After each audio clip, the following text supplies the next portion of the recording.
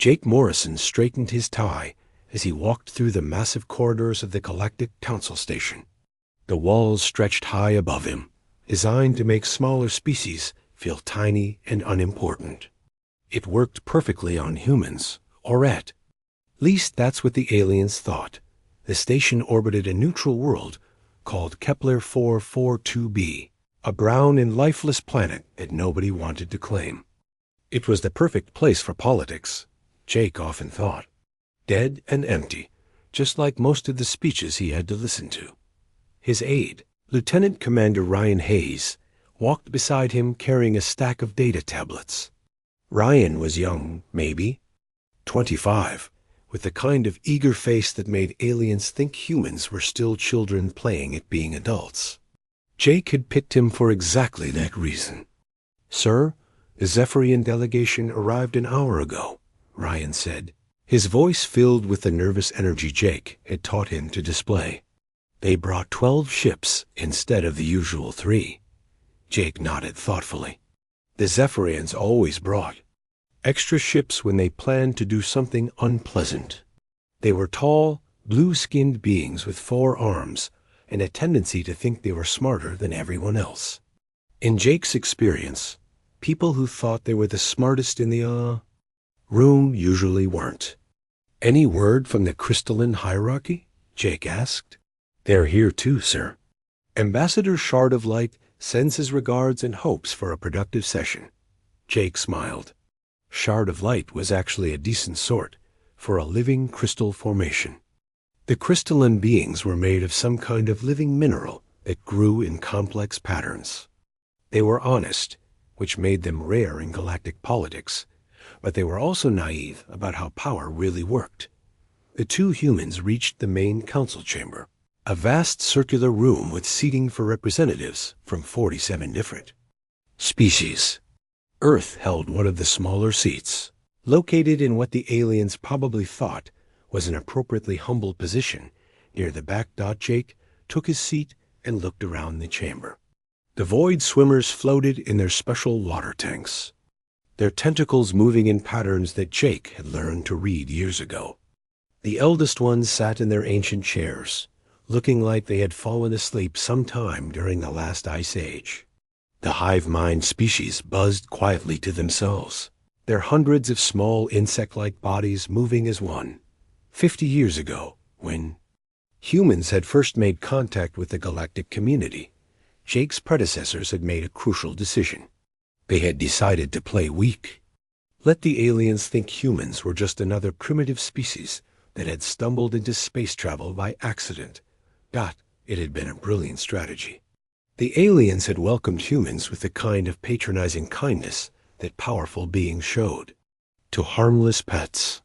They had given humans small roles in galactic society, allowed them to establish colonies on worlds nobody else wanted, and generally treated them like useful, but ultimately unimportant junior partners. Council Speaker Vexthara called the session to order. She was a Zephyrian, tall and blue, with those 4 arms that she liked to use for dramatic gestures. Her voice carried the kind of authority that came from being used to having people listen. "Fellow beings of the galactic community," she began, "we gather today to address several important matters affecting our shared civilization." Jake settled back in his chair and activated his tablet to take notes. Around him, other human delegation members did the same. The aliens had grown used to seeing humans frantically scribbling down everything that was said, as if they were students trying to pass a difficult test. The first few items on the agenda were routine. Trade disputes between the crystalline hierarchy and the void swimmers. A request from the hive mind to establish new colonies in the outer rim. The usual bureaucratic stuff that kept the galaxy running. Jake participated when required, asking polite questions and making suggestions that were just helpful enough to be useful, but not so insightful as to be threatening. He had perfected this balance over his 10 years as Earth's chief ambassador. "Now," Speaker Vexthara said, her 4 arms spreading wide, "we come to a matter of great importance. The safety and security of our newest members." Jake felt his stomach tighten, but he kept his face neutral. When aliens started talking about human safety and security, it usually meant they were about to do something that was neither safe nor secure. As you all know, the speaker continued, our human friends have been part of our community for 50 years now. In that time, they have shown great enthusiasm and willingness to learn. However, recent events have shown us that perhaps they need more guidance than we initially thought. Ryan shifted nervously in his seat next to Jake. The young officer was genuinely nervous, which made his performance even more convincing. What kind of events? Asked Ambassador Shard of Light, his crystalline form catching the chamber's lights. Speaker Vexthara gestured to her aide, who activated a holographic display showing a star map. Several human colonies were marked in red. In the past year, we have received reports of unusual activities in human space. Ships moving without proper clearance. Mining operations that exceed agreed-upon limits. Even some concerning military exercises. Jake stood up slowly, putting on his best expression of confused concern. Speaker Vexthara, if there have been violations of our agreements, Earth would be happy to investigate.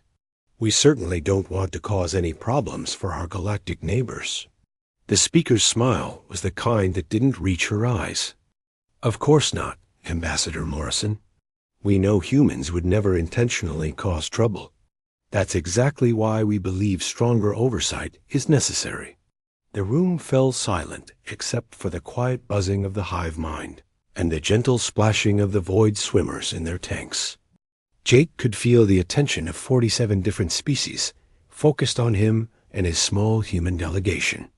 The Council has prepared a new set of protective regulations, Speaker Vexthara continued.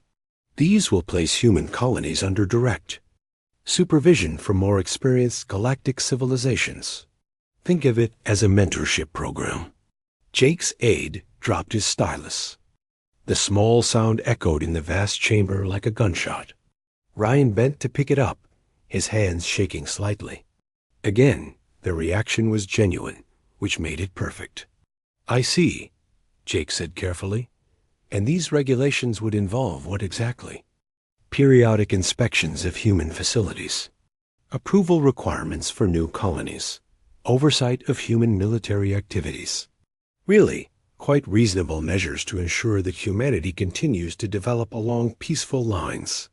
Around the chamber, other alien delegates were nodding approvingly. The eldest ones had actually opened their ancient eyes to watch the proceedings. Even the usually neutral void swimmers seemed to be paying attention. Jake looked down at his tablet, then back up at the speaker. This is quite unexpected. I would need to consult with Earth before agreeing to such significant changes. Of course, Speaker Vexthara said, her tone dripping with false sympathy. We understand that humans prefer to discuss things thoroughly before making decisions. Please, take all the time you need. Jake could hear the amusement in her voice. The other aliens were probably thinking the same thing they always thought about humans. So slow to decide. So dependent on approval from their homeworld. So predictably. Cautious. Double quotes, thank you for your understanding, Jake said, bowing slightly. I request a brief recess to contact Earth. Granted, the speaker said. We will resume in 1 hour.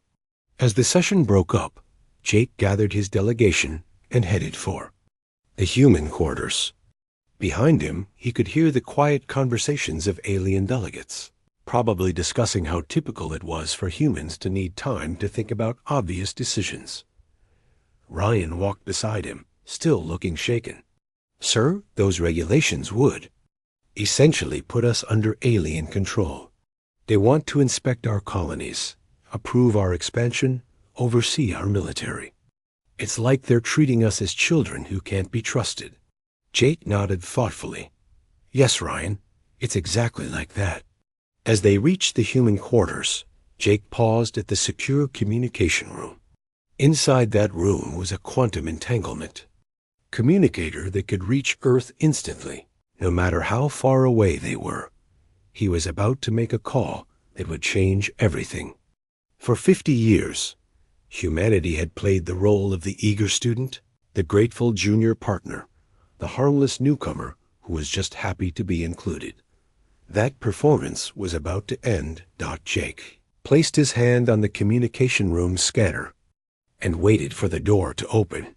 Behind him, his delegation waited nervously, not knowing that they were about to witness the end of one era and the beginning of another. The door slid open with a soft hiss. Jake stepped inside, knowing that, when he came back out, nothing would ever be the same again. Jake Morrison sat alone in the secure communication room, staring at the quantum entanglement device. The machine looked simple enough, just a black box with some lights and a screen, but it represented technology that most alien species still couldn't fully understand. He activated the device and waited. The screen flickered to life, showing the seal of the Terran diplomatic corps. After a moment, a woman's face appeared. Director Lisa Hammond looked tired, but her eyes were sharp and alert. "Jake," she said without preamble, "I've been monitoring the session. The Zephyrians are moving faster than we expected." "They want direct oversight of our colonies," Jake replied. "Inspection rights, approval authority for new settlements, military supervision. The whole package." Lisa nodded grimly. "We knew this was coming. The question is whether we're ready to end the charade." Jake leaned back in his chair. For 50 years, every human diplomat, every military officer, every civilian working in alien space had been playing a role. They had pretended to be weak, naive, and dependent on alien goodwill. It had been the longest con in human history. "The fleet positions are all confirmed?" he asked. "Admiral Stone reports all units are in position. The Defiance is holding station just outside the system, cloaked and ready. The infiltration teams have been activated. Agent Brooks confirms the crystalline hierarchy's security protocols are completely compromised." Jake smiled for the first time since the session had begun. Kelly Brooks had been posing as a crystalline citizen for 15 years, her human body covered with synthetic crystal growths that even the hierarchy's best doctors couldn't detect. She wasn't the only one. Human agents had been embedded in every major alien government, military, and intelligence service. "What about the production facilities?" Jake asked. "All online and running at full capacity. The Zephyrians think we have 47 colonies. They have no idea about the other 253. Lisa's expression was grim. "Jake, once we do this, there's no going back. The galaxy is going to learn what humanity really is." Jake thought about Speaker Vex Tharas' condescending smile. He thought about 50 years of being treated like children. He thought about all the times human diplomats had been laughed at, dismissed, or simply ignored. "The Zephyrians made their choice when they decided to treat us like pets," he said. "Protocol 7 is authorized." Lisa nodded. "Understood. The gloves are coming off. Good luck, Jake." The screen went dark. Jake sat in the silence for a moment, feeling the weight of what was about to happen. Then he stood up and walked back to the main room where his delegation was waiting. Ryan Hayes looked up anxiously as Jake entered. "Sir, what did Earth say?" "They said to proceed with the new protocol," Jake replied calmly. He walked to his desk and opened a locked drawer, pulling out a set of data tablets that looked identical to the ones his staff normally used. The only difference was a small red mark on each one. "New protocol, sir?" Ryan asked, confused. Jake handed tablets to each member of his delegation. "These contain updated briefing materials. I want everyone to review them before we go back into session." The humans activated their tablets and began reading. Jake watched their faces change as they processed the information. Ryan's eyes went wide. Lieutenant Sarah Kim, his communications officer, actually gasped. Commander Peter Grant, his military liaison, got the kind of smile that made Jake glad the man was on their side. "Sir," Ryan whispered, "is this real? These fleet numbers, these colony locations, these agent reports?" "Every word," Jake confirmed. "For 50 years, we've been letting the aliens think they were in charge. Today, they're going to learn the truth." Sarah looked up from her tablet. "The crystalline hierarchy's entire intelligence network is compromised? Agent Brooks has been feeding them false information for over a decade?" "Kelly Brooks is one of our best," Jake said. "She's not the only one. We have people in every major alien government. The Zephyrians think their military communications are secure. They're wrong. The Void Swimmers believe their home system is impregnable. They're wrong. The eldest ones think their ancient wisdom makes them untouchable. They're wrong." Commander Grant was studying the military readiness reports. "Sir, these numbers show that we've been outproducing the rest of the galaxy combined. Our industrial capacity is nearly 20 times what they think it is." "That's correct," Jake said. "While they were busy feeling superior to the primitive humans, we were building the largest military and industrial complex in galactic history." The room fell silent as the implications sank in. These people had believed they were representing a minor power, a species that was grateful just to be included in galactic society. Instead, they were the public face of the most powerful civilization in the galaxy. "Why?" Ryan asked quietly. "Why pretend to be weak?" Jake walked to the window and looked out at the stars. "Because weak species don't get attacked. Weak species get ignored, which gives them time to grow strong. We learned from every alien civilization we met. We studied their technologies, their tactics, their psychology. We smiled and nodded and said, 'Yes, sir,' and 'Thank you for teaching.'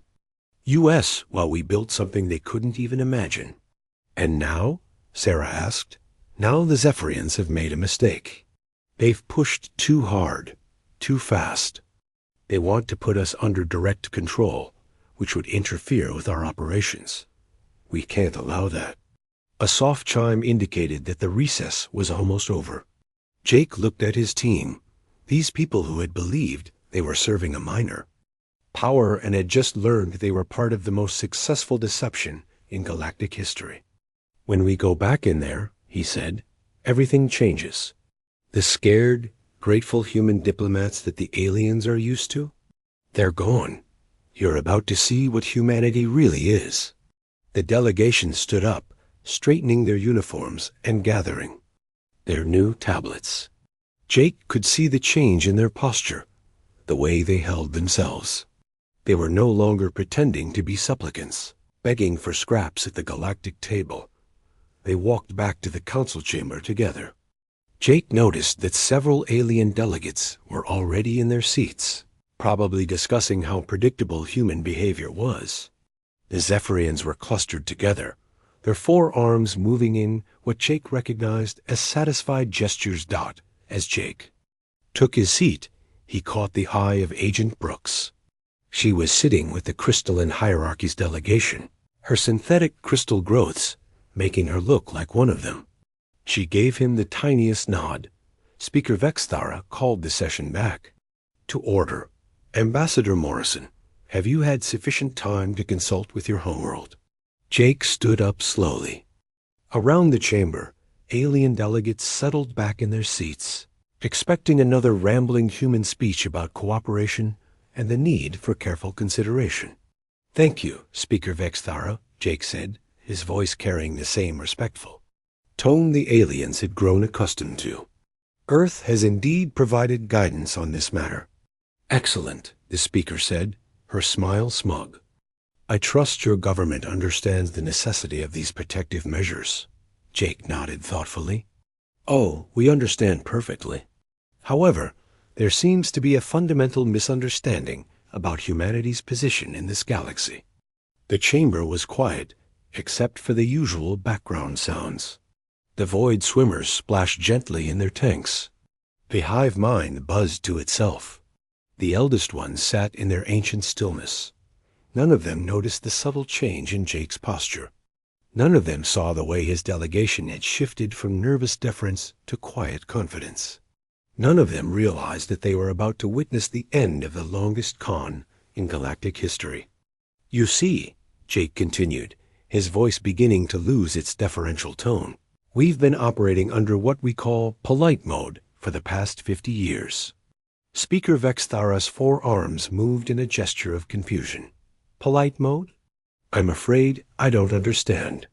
Jake's smile changed.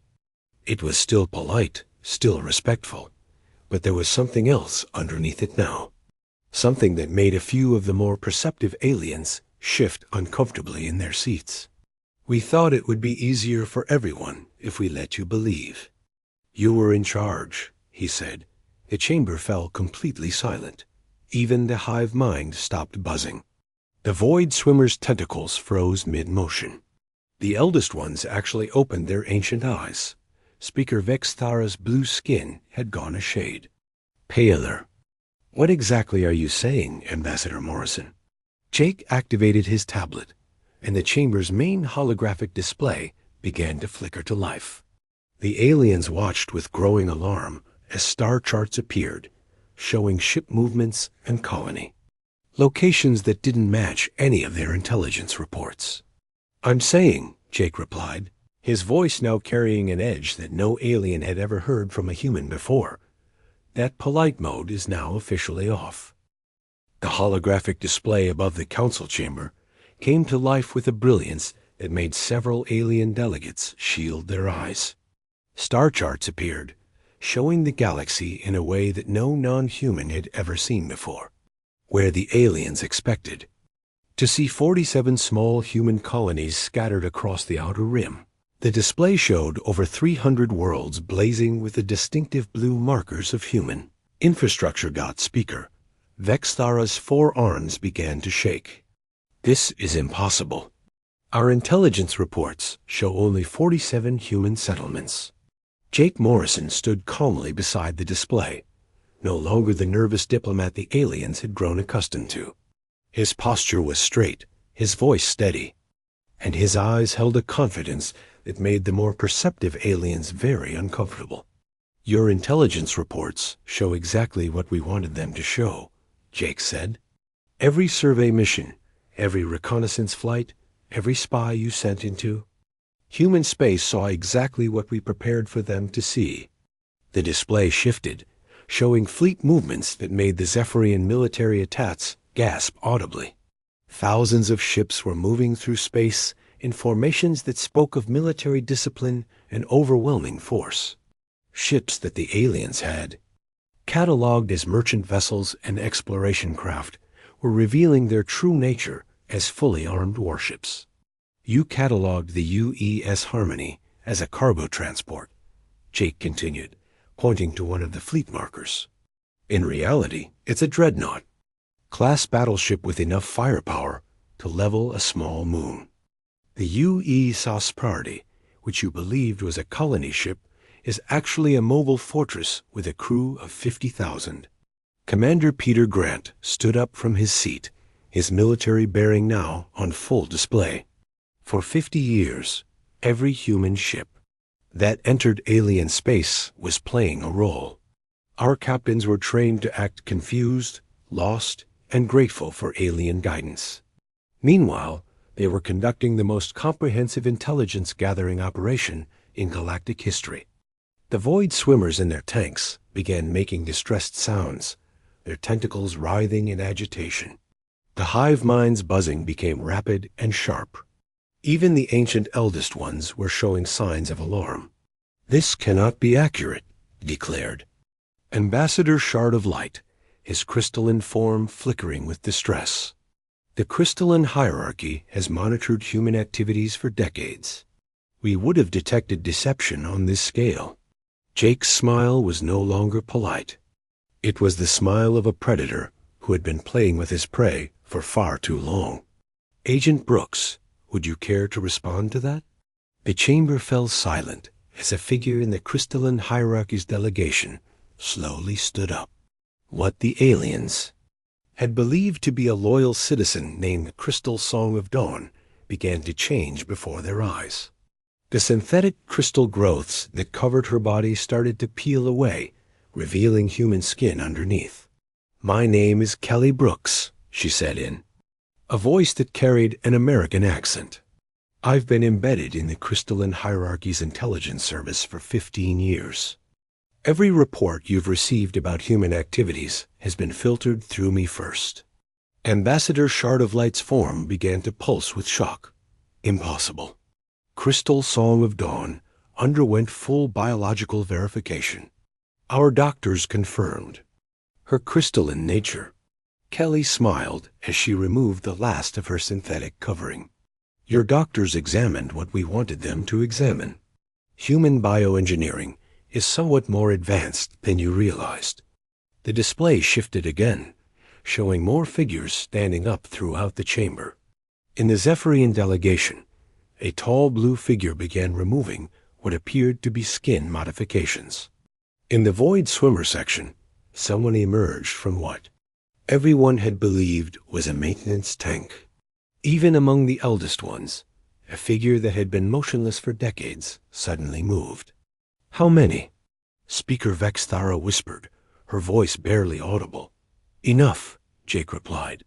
"Every major intelligence operation in this sector has been compromised by human agents for 30 years. Every military communication you thought was secure has been monitored. Every strategic decision you made was known to us before you finished making it." Lieutenant Sarah Kim activated her tablet, and the display showed a new set of charts. These depicted industrial capacity, resource production, and technological development curves that painted a picture no alien wanted to see. "While you were busy feeling superior to the primitive humans," Sarah said, "we were outproducing the rest of the galaxy combined. Our shipyards have been running at full capacity for decades. Our research facilities have been developing technologies that your scientists haven't even dreamed of." The display zoomed in on a section of space that the aliens had always considered empty.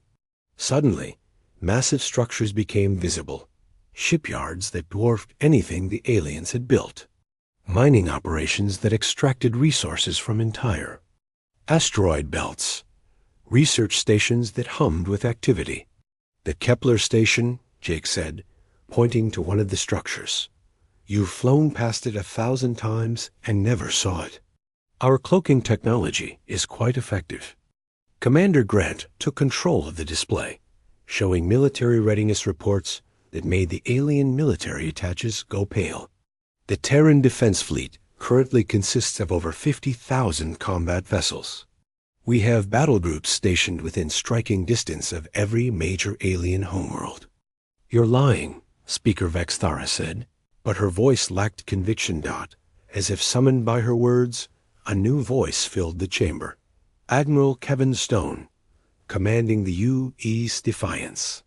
We are currently holding position 3 kilometers off your starboard viewport." The aliens turned to look out the massive transparent wall of the chamber. At first, they saw only empty space and stars. Then, like a whale surfacing from dark water, the outline of a massive ship began to appear. The U's Defiance was unlike anything the aliens had ever seen. It was sleek and predatory, bristling with weapons that seemed to grow from its hull like the spines of some deep-sea creature. "Cloaking field deactivated," Admiral Stone reported. "All weapon systems are online and ready. The Terran Defense Fleet is currently in position around every major alien homeworld. Not to threaten, you understand, but to ensure this conversation proceeds smoothly." The chamber erupted in panic. Alien delegates were frantically trying to contact their home fleets, only to receive reports that sent them into deeper despair. The Zephyrian home system was reporting unknown ships appearing throughout their space. The Void Swimmers' supposedly impregnable underwater cities were surrounded by human submarines that had somehow bypassed every defense. "How long?" asked one of the eldest ones, speaking for the first time in living memory. "How long what?" Jake replied, "How long have you been the dominant power in this galaxy?" Jake considered the question. "Militarily? About 20 years. Industrially? 15. Technologically? We surpassed the combined alien civilizations about a decade ago. We just never saw any reason to mention it." The alien delegates were beginning to understand the scope of their situation. For decades, they had been making decisions about galactic policy, trade agreements, and territorial disputes while completely unaware that the species they considered, a minor player, was actually powerful enough to dictate terms to all of them combined. "What do you want?" Speaker Vexthara asked, her 4 arms hanging limply at her sides. "We want what we've always wanted," Jake replied, "to be left alone to pursue our interests. The difference is, now you know what happens to those who don't. Respect our boundaries." Ryan Hayes, who had been silent throughout the revelation, finally spoke up. "Sir, the proposal for protective oversight?" Jake's expression hardened. "The proposal for protective oversight is rejected. Furthermore, any attempt to implement such oversight will be considered an act of aggression against humanity." The holographic display shifted one final time, showing a comprehensive analysis of every alien species represented in the chamber. Psychological profiles, biological weaknesses, cultural pressure points, and military capabilities were laid out in devastating detail. "We've been studying you for 50 years, Jake continued. "We know how each of your species thinks, what you fear, what you need to survive, and what would happen if those needs were suddenly threatened. We know which of your colonies are most vulnerable, which of your trade routes are most critical, and which of your leaders are most easily replaced." Dr. Angela Foster, the human delegation xenobiologist, stood up with her own tablet. "The Zephyrians, for example, require a specific mineral compound that can only be found in 3-star systems. We control 2 of those systems. The void swimmers need a particular type of deep-sea environment to reproduce. We've identified 17 suitable worlds, 14 of which are now under human protection." The implications were clear. Humanity hadn't just been studying alien civilizations for weaknesses. They had been positioning themselves to exploit those weaknesses if necessary. "This is madness," declared one of the hive mind speakers, its voice representing thousands of individual beings. "You would hold entire civilizations hostage?"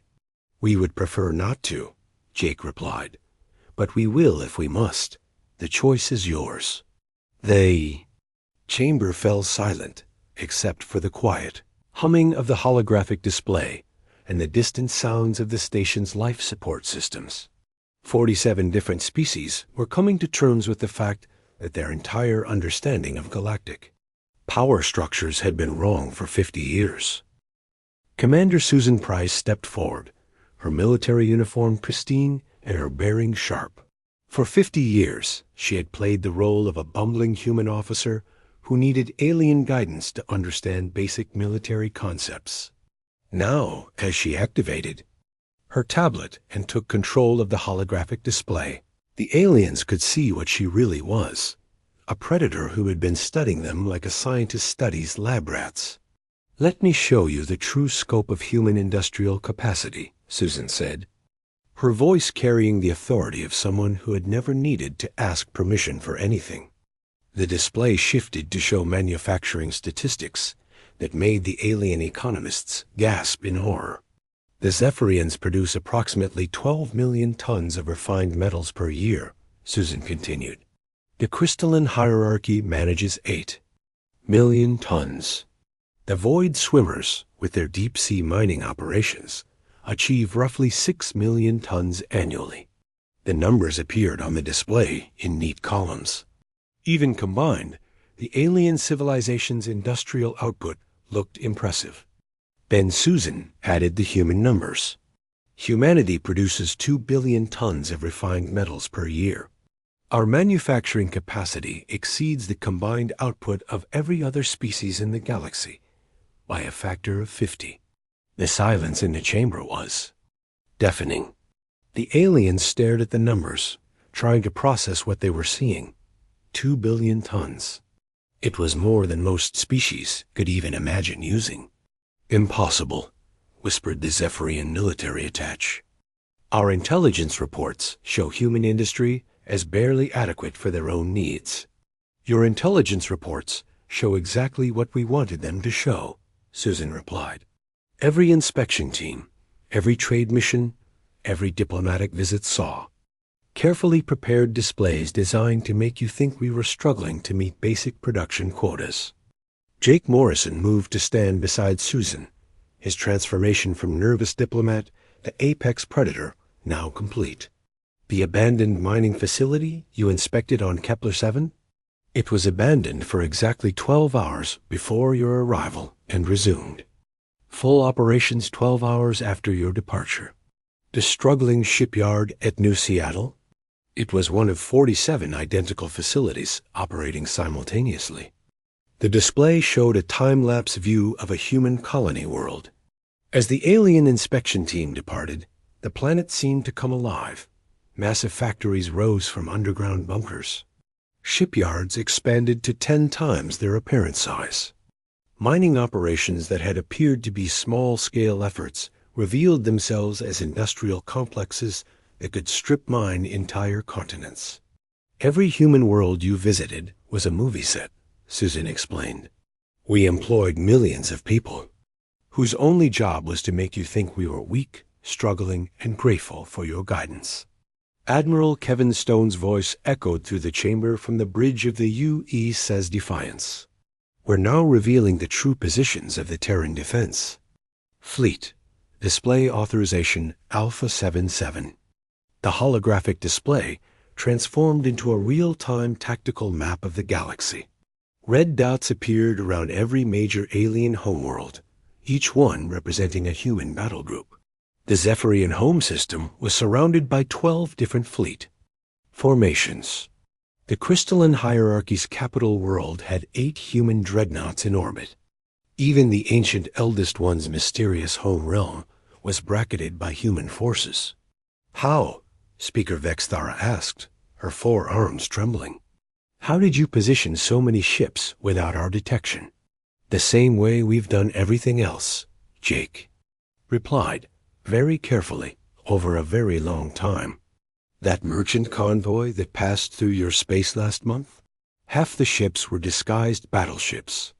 The scientific expedition that requested permission to study your outer planets? They were mapping your defense networks. Dr. Angela Foster activated her own display, showing detailed psychological profiles of every alien species. We've been studying you for 50 years. Not just your technology or your military capabilities, but your psychology.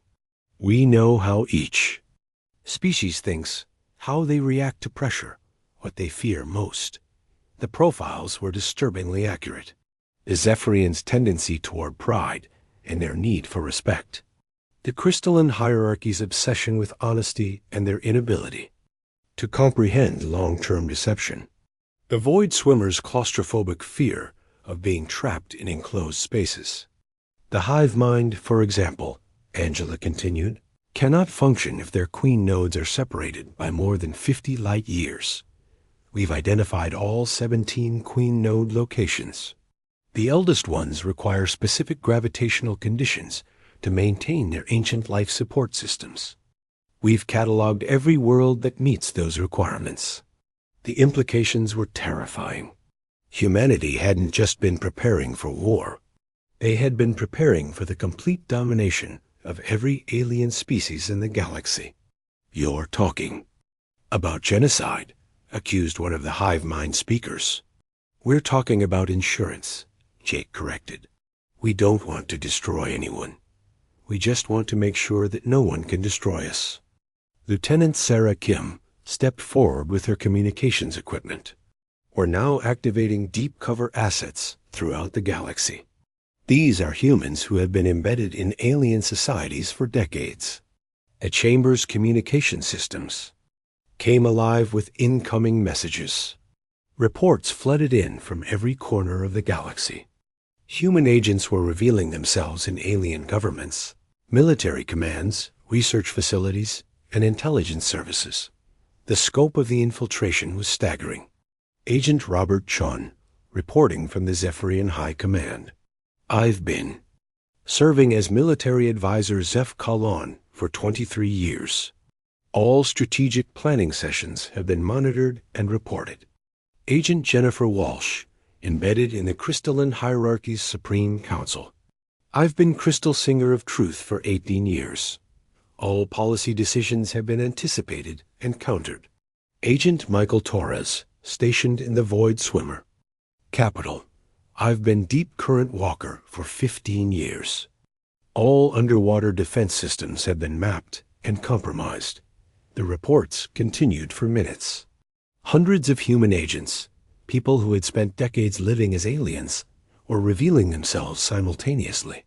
The aliens realized that their most trusted advisors, their closest allies, their most reliable sources of information had all been human spies.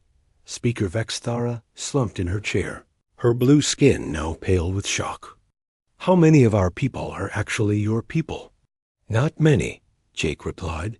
We didn't need to replace your populations. We just needed to be in the right positions to influence the information you received and the decisions you made. Commander. Grant activated a new display showing alien fleet positions throughout the galaxy. Your military forces are currently scattered across dozens of systems, engaged in what you believe are routine patrol operations.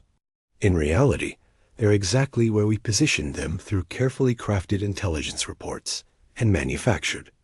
Crises. The tactical situation was even worse than the aliens had imagined. Their fleets were divided, isolated, and completely unprepared to face a concentrated human assault. Even if they tried to recall their forces, it would take weeks to reassemble them, and the humans clearly weren't going to give them weeks. The border dispute between the Zephyrians and the Crystalline Hierarchy, that's kept both your fleets busy for the past 6 months? Susan added. We manufactured that crisis by feeding false intelligence to both sides. The pirate raids that forced the Void Swimmers to deploy their deep space forces?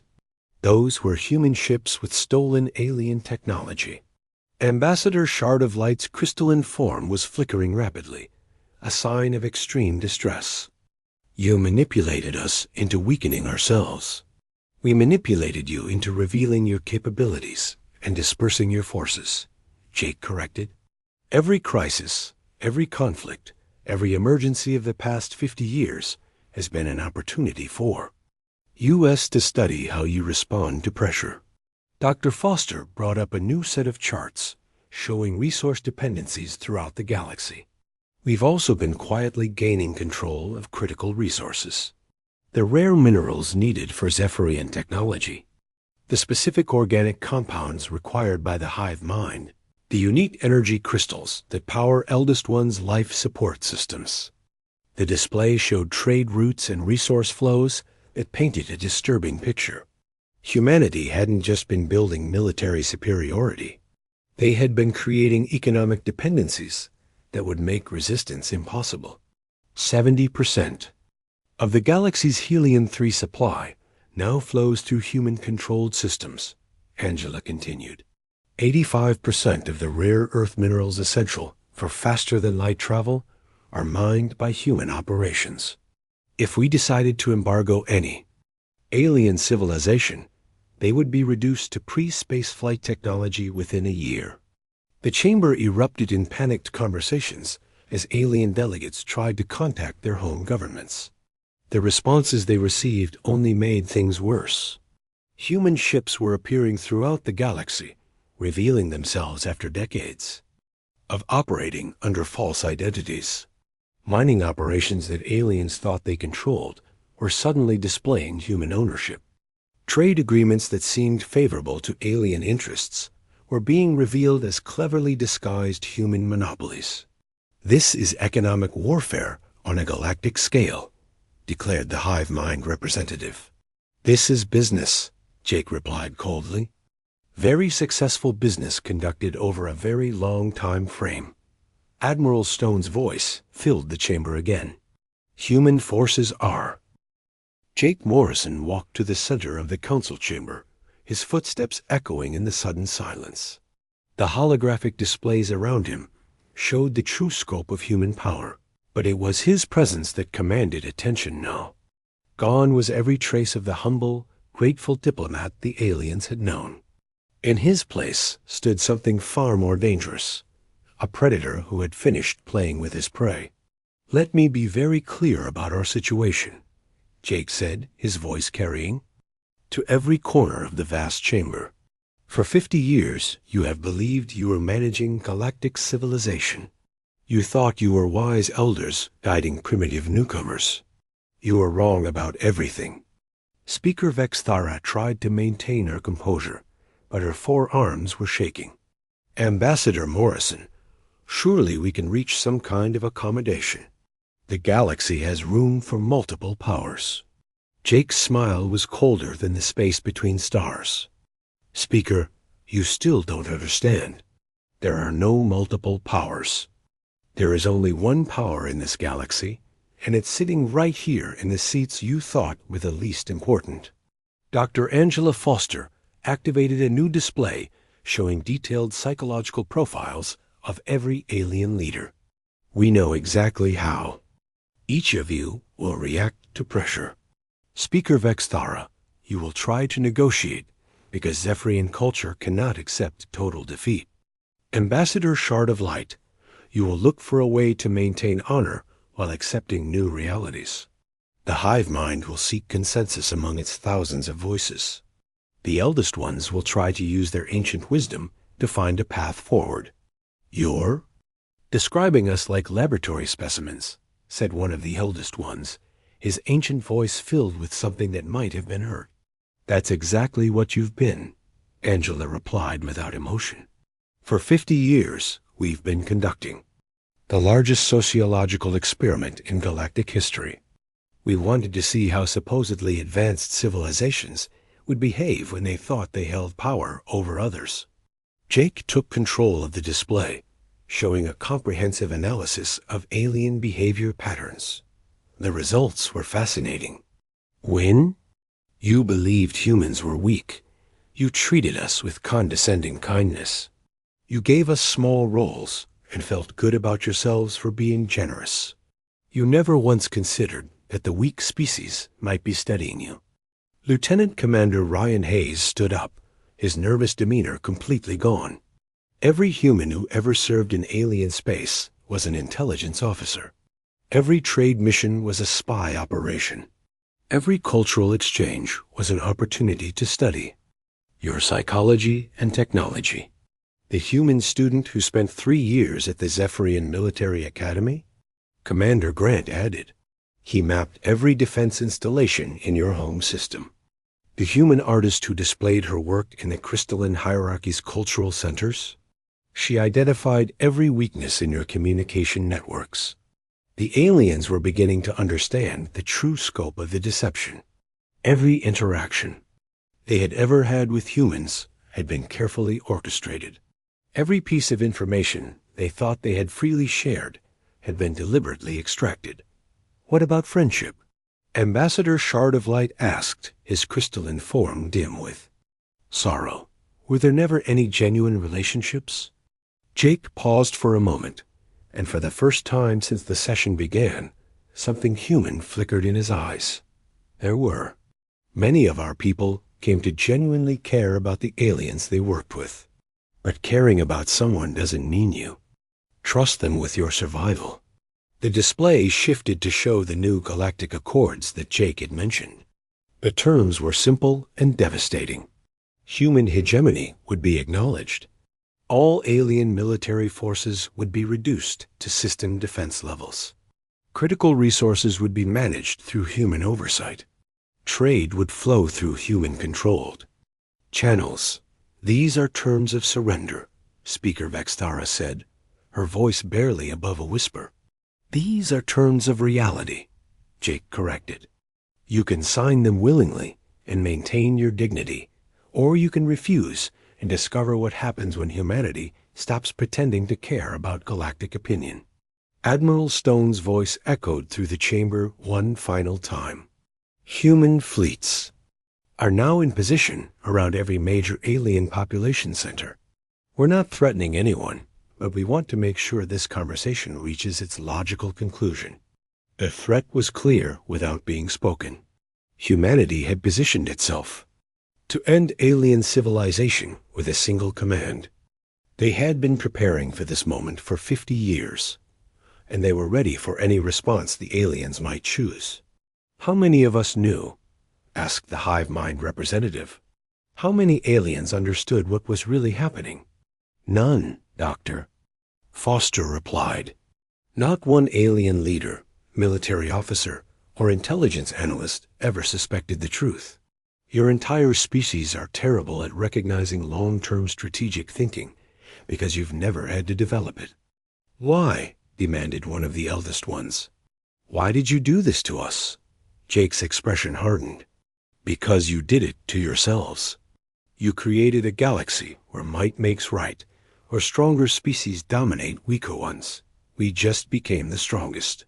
But we welcomed you, Speaker Vexthara protested. We helped you join galactic society. You patronized us, Jake shot back. You treated us like children who should be grateful for scraps from your table. You made it clear that humans would always be junior partners, always dependent on alien. Goodwill for survival.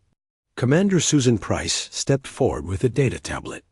The vote on our integration into galactic society 50 years ago was unanimous. Do you know what the private communications between alien delegates said about that vote? A display showed excerpts from 50-year-old diplomatic messages. The language was condescending, dismissive, and sometimes openly contemptuous. Aliens discussing how to keep humans useful but powerless. How to exploit human adaptability without giving them real authority. How to ensure that humanity never became a threat to established galactic order. You were planning to keep us as pets, Sarah Kim said, her voice carrying decades of suppressed anger. Useful, hard-working pets who would be grateful for whatever position you decided to give us. The aliens couldn't deny it. The evidence was there in their own words, their own attitudes, their own assumptions about human inferiority. So we decided to become something else, Jake continued. We became the predator you never saw coming. The chamber fell silent as the implications sank in. The aliens had created their own destruction through their arrogance and condescension. They had taught humanity that the galaxy respected only strength, and humanity had become stronger than all of them combined. What happens now? Asked Ambassador Shard-of-Light. Jake gestured to the accords displayed on the holographic screens. Now you sign these documents and acknowledge the new reality. Human civilization becomes the galactic hegemon. Your species. Become our junior partners, just as you always intended us to be yours. And if we refuse? Speaker Vexthara asked, though she clearly dreaded the answer. Then you discover that we've already won, Jake replied. Your fleets are scattered and isolated. Your economies depend on resources we control. Your governments have been infiltrated by our agents. Your populations are located on worlds we can blockade at will. He paused, letting the weight of humanity's position sink in. We don't want to destroy you. Dead aliens can't produce anything useful, but we will make it very clear that resistance is futile. The aliens looked at each other, then at the human delegation that had revealed itself as their new masters. 50 years of perceived superiority had crumbled in a single session. The species they had dismissed as harmless newcomers had been playing a game so sophisticated that they were only now learning the rules. One by one, the alien delegates began to reach for their signing devices. Speaker Vexthara was first, her 4 arms moving slowly as she applied her authorization to the accords. Ambassador Shard of Light followed, his crystalline form flickering with resignation. The hive mind representative spoke, briefly with the collective consciousness before adding their agreement. Even the ancient eldest ones, beings who had ruled the galaxy for millennia, acknowledged their new status as subjects of human power. Jake. Morrison watched the signatures accumulate, feeling a satisfaction that had been building for 50 years. The long game was over. Humanity had won. "Congratulations," he said as the last signature was applied. "You've just signed the most one-sided treaty in galactic history. But look at it this way, at least you're still alive to complain about it." As the session ended and the alien delegates filed out in stunned silence, Jake remained in the chamber with his human team. They had all dropped their masks now, revealing themselves as the officers and agents they had always been. "Sir," Ryan Hayes said, "was it really necessary to humiliate them so completely?" Jake looked out at the stars visible through the chamber's massive windows. Somewhere out there, human fleets were taking control of the galaxy they had always secretly owned. "Ryan," he said quietly, "for 50 years we smiled and nodded while they treated us like children. We said please and thank you while they decided our fate without consulting us. We played the role of grateful inferiors, or they planned to keep us powerless forever." He turned back to his team, his eyes reflecting decades of suppressed anger and carefully hidden ambition. Today, they learned what happens when humanity's politeness runs out. And tomorrow, the galaxy, L,